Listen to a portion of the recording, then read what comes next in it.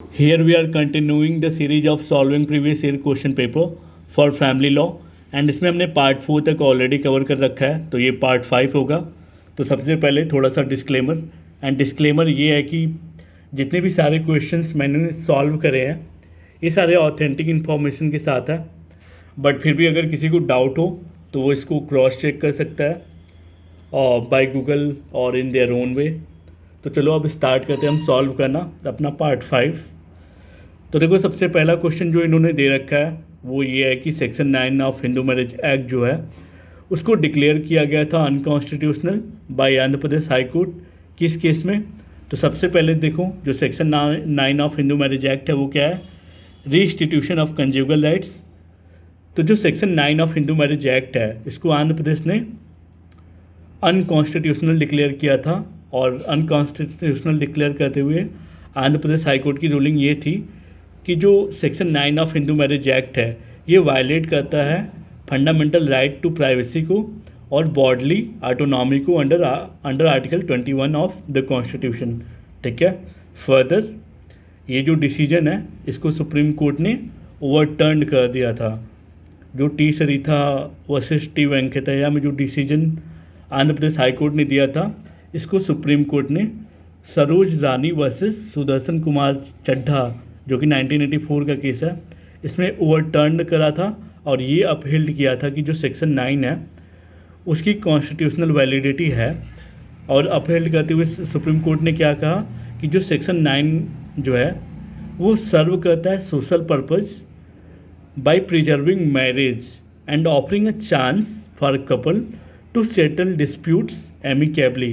तो सेक्शन 9 क्या करता है, सेक्शन 9 सुप्रीम कोर्ट ने कहा कि सेक्शन 9 जो है वो एक सोशल पर्पस सर्व करता है लोगों की शादियां वगैरह बचा के। ठीक है, वो एक चांस देता है कि अगर आप चाहो तो अपना डिस्प्यूट जो है वो सेटल कर लो। नाउ यहाँ पे देखो जो क्वेश्चन है, the supreme court held that the mother can be natural guardian even in the presence of father in a case. देखो तो ये जो केस है मतलब जिसमें सुप्रीम कोर्ट ने ये हेल्ड किया था कि जो मदर है वो भी नेचुरल गार्जियन हो सकते हैं अपने बच्चों का। ये किस केस में कहा था, गीता हरिहरन वर्सेस आरबीआई का केस है, 1999 का केस है ये।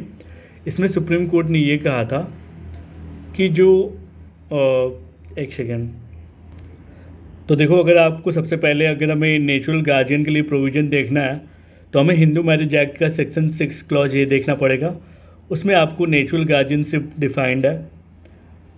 तो सुप्रीम कोर्ट ने गीता हरिहरन वर्सेस आरबीआई के केस में ये कहा था कि उन्होंने इंटरप्रेट किया था कि जो वर्ड आफ्टर लिखा है अंडर हिंदू मैरिज एक्ट की सेक्शन 6 क्लॉज ए में, उसका मतलब ये होता है कि अगर फादर के एब्सेंस में, आफ्टर का मतलब होता है एब्सेंस, ठीक है, तो फादर की एब्सेंस में जो नेचुरल गार्जियन है वो कौन होगी, मदर होगी, है ना। यहाँ पे एब्सेंस होगा, absence not presence, absence. Now Hindu minors marriages, जो हिंदू माइनर का जो मैरिज है वो वाइडेबल होता है। ठीक है, क्यों, क्योंकि हिंदू लॉ में जो है प्रोहिबिट करा गया है मैरिज को किसी भी माइनर के। ठीक है, अगर आप जब section 5 of Hindu marriage act पढ़ोगे तो उसमें दे रखा है condition for a Hindu marriage, है ना। तो आप जब इसका देखो यहाँ पे दे रखा है ना under section 5 of Hindu marriage act, section 5 का क्लॉज 3 आप जब देखोगे तो जो दूल्हा है उसका उम्र होना चाहिए 21 ईयर, एंड जो गर्ल है उसका उम्र होना चाहिए, एज होना चाहिए 18 ईयर्स। ठीक है, दैट्स वाई जो हमारा हिंदू मैरिज एक्ट है वो प्रोहिबिट करता है किसी भी माइनर का मैरिज।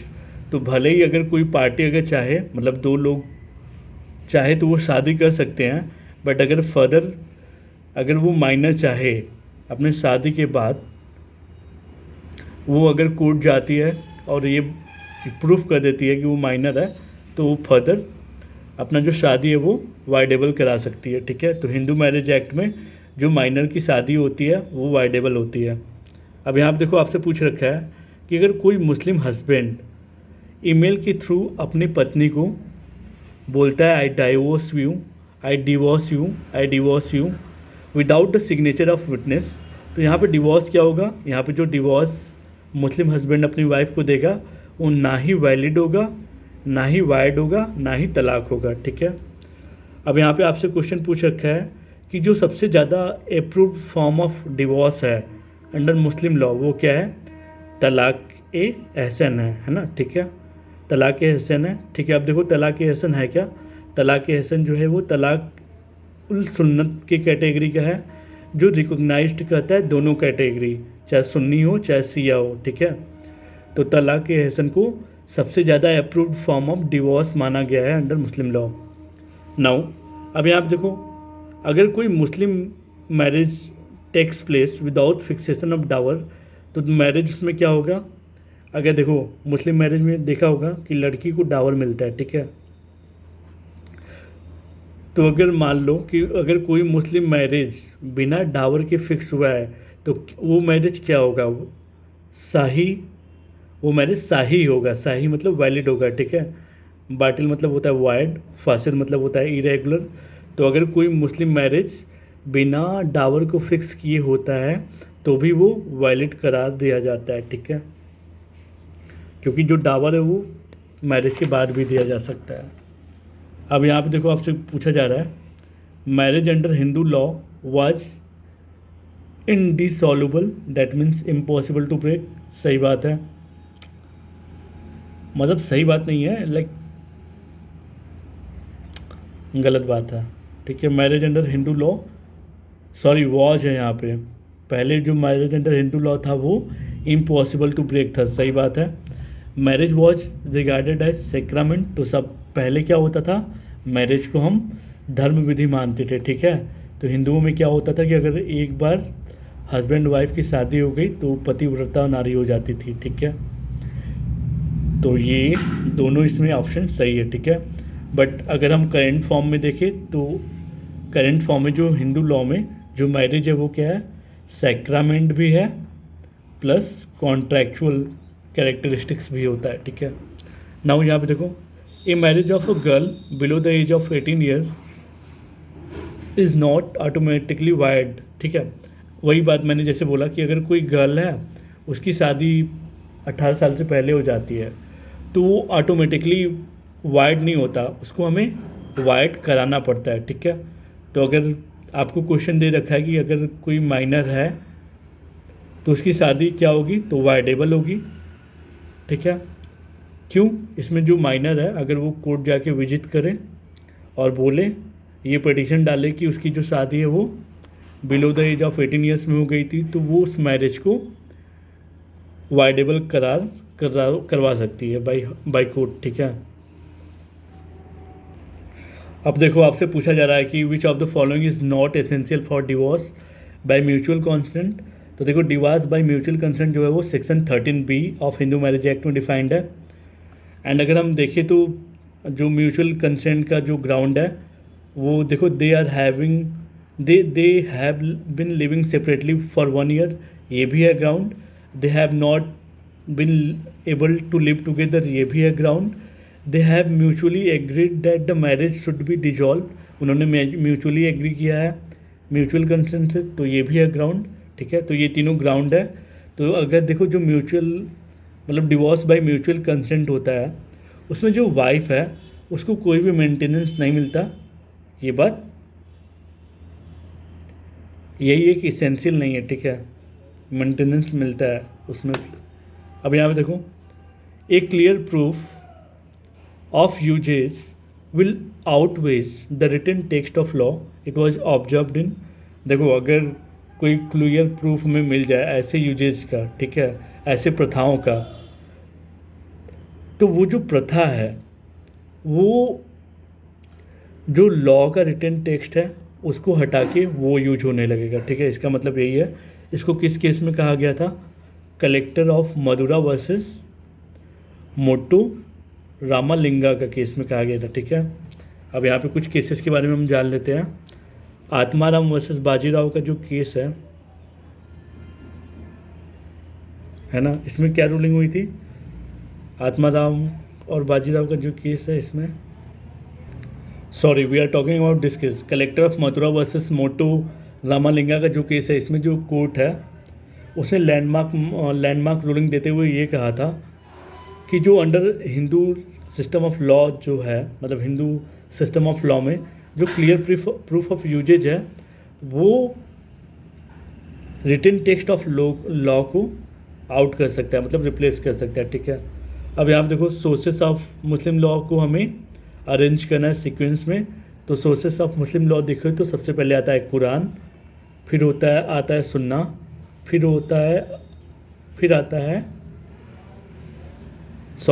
पहले आता है कुरान, फिर आता है सुन्ना या फिर हादित, फिर आता है इजमा, देन कियास।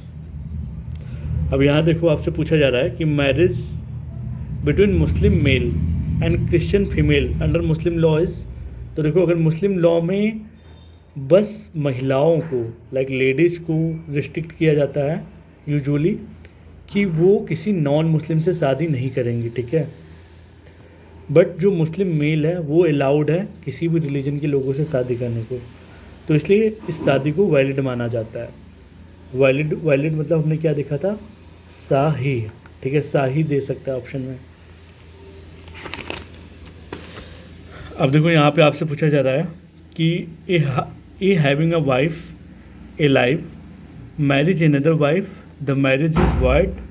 तो of course section 5 of Hindu marriage act क्या कहता है, मोनोगॉमी होनी चाहिए, ठीक है, मतलब कोई भी स्पाउस वो एक ही शादी कर सकता है। तो यहाँ पे देखो रीजन भी दिया है, मोनोगॉमी इज़ द रूल है, सही बात है, तो उसमें दोनों ही सही है। अब देखो यहाँ पे आपसे पूछा जा रहा है कि which of the following is not condition for a marriage under section 5 of Hindu marriage act 1955। तो देखो सेक्शन 5 जो हमने देखा था हिंदू मैरिज एक्ट का, वो क्या है, section 5 of Hindu marriage act क्या है, conditions for a Hindu marriage. तो इसमें देखो, तो हमने पहले ही देखा था इसमें कि जो हिंदू मैरिज एक्ट की जो कंडीशंस है, पहले तो मोनोगामी होनी चाहिए। दैट मीन्स मोनोगामी का क्या मतलब है, किसी भी स्पाउज, मतलब ना ही पति शादी के बाद, ना ही पति शादीशुदा हो, ना ही पत्नी शादीशुदा हो, ठीक है। मतलब एक लड़का अगर शादीशुदा है तो वो दूसरी शादी नहीं कर सकता, अगर एक लड़की शादीशुदा है तो वो दूसरी शादी नहीं कर सकती, तो ये ग्राउंड है। They are not prohibited degree of relationship, वो प्रोहिबिटेड डिग्री ऑफ रिलेशनशिप में नहीं है, ये भी एक ग्राउंड है, कंडीशन है, ठीक है। Neither should be subject to recurrent attack of epilepsy को क्या कर दिया गया है, रिप्लेस करके इंसैनिटी रख दिया गया है, ठीक है, तो ये भी एक ग्राउंड है। इलिप्सी, जो वर्ड इलिप्सी था इसको ओमिट किया गया था by the act of 39 of 1999, ठीक है। तो यहाँ पे क्या होगा, तो यहाँ पे देखो सबसे जो करेक्ट ऑप्शन है यहाँ पे कि अगर जो ब्राइड है ना, if the bride is below 18 consent of her guardian has been obtained. यहाँ पे कंसेंट की कोई बात ही नहीं है, हमारे हिंदू मैरिज एक्ट की सेक्शन 5 क्लॉज सी में सेक्शन 5 के क्लॉज 3 में लिख रखा है सीधा कि जो ब्राइड का एज है वो 21 ईयर हो, ब्राइड ग्रूम का जो एज है वो 21 ईयर होना चाहिए, और जो ब्राइड का एज है वो 18 ईयर होना चाहिए। यहाँ पे कोई कंसेंट की बात नहीं है, तो ये ऑप्शन हमारा सही नहीं है, और यहाँ पे हमसे पूछा गया था नॉट। अब यहाँ देखो, where no form of marriage was gone do through under section 7 of Hindu marriage act the marriage is. देखो अगर कोई फॉर्म ऑफ मैरिज अगर नहीं गई हो, ऐसा marriage section 7 of Hindu marriage act क्या है, सेरेमनीज फॉर हिंदू मैरिज, ठीक है। तो अगर हम कोई ऐसा फॉर्म ऑफ मैरिज जो हिंदू रिवाज के सेरेमनी के अनुसार ना करें, तो वैसे मैरिज क्या हो जाएंगे, वायर्ड हो जाएंगे। अब यहाँ पे आपसे पूछा जा रहा है जो section 19 of Hindu marriage act है, section 19 of Hindu marriage act क्या कहता है, section 19 of Hindu marriage act कहता है court to which petition shall be presented.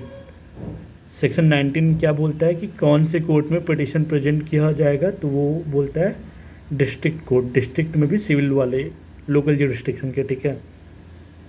तो इसमें आपसे पूछा जा रहा है कि under section 19 of Hindu marriage act a petition in matrimonial case has to be filed in place of. तो किस प्लेस पे हम कर सकते हैं पिटीशन फाइल, जहाँ पे हमारा शादी हुआ हो जिस लोकेलिटी में, ठीक है, या फिर जहाँ पे रह रहा हो प्रेजेंट में, ठीक है, आप पिटिशन के the parties last resided together, और पार्टी जो दो पार्टी है वो पहले जहाँ रह चुकी है हम वहाँ पे भी कर सकते हैं। तो यहाँ पे तीनों ग्राउंड है सेक्शन 19 के, तो ऑल ऑफ द। अब यहाँ पे आपसे पूछा जाए कि एक मुस्लिम वाइफ जो है वो सू कर सकती है डिवोर्स के लिए under dissolution of Muslim marriage act 1939 if the husband has been insane for a period of. तो जब आप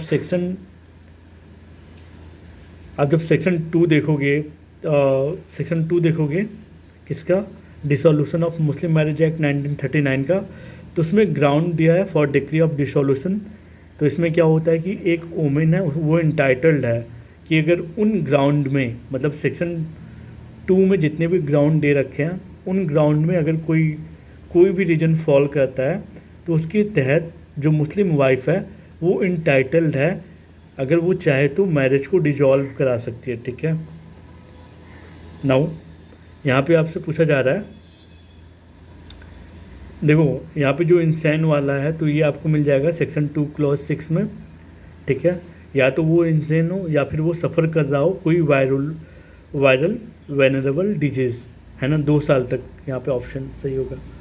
अब यहाँ पे आपसे पूछा जा रहा है अगेन, किस केस में जो कॉन्स्टिट्यूशनल वैलिडिटी ऑफ सेक्शन 9 है उसको हमने कंसिडरेशन के लिए रखा था। तो T Saritha versus T Venkataiah Subramaniam का केस हमने ये पहले डिसाइड कर लिया है, और इस केस को हमने ये देखा कि ओवरटर्न कर दिया गया in case of Saroj Rani versus Sudarshan Kumar के केस में। अब यहाँ पे आपसे पूछा जा रहा है कि marriage under Hindu law after Hindu marriage amendment act 1976 क्या है। तो देखो पहले जो हमारे यहाँ हिंदू मैरिज एक्ट में शादियाँ होती थी वो पूरी तरीके से सैक्रामेंट की होती थी, मतलब धर्म विधि द्वारा और ठीक है। बट अब जो है आफ्टर 1976 अमेंडमेंट हमारा जो हिंदू मैरिज एक्ट है वो सैक्रामेंट भी है एज वेल एज उसके पास कॉन्ट्रैक्चुअल कैरेक्टरिस्टिक्स भी है। अब यहाँ देखो सिंगल एक्ट ऑफ एडल्ट्री जो है वो ग्राउंड है किसके लिए, जुडिशियल सेपरेशन के लिए भी है और डिवोर्स के लिए भी है। सो हमने आज पार्ट 5 कवर किया, आगे हम पार्ट 6 कवर करेंगे। सॉरी फॉर जो भी मेरा आवाज़ ख़राब हुआ। नो टेक केयर, मिलते हैं फिर।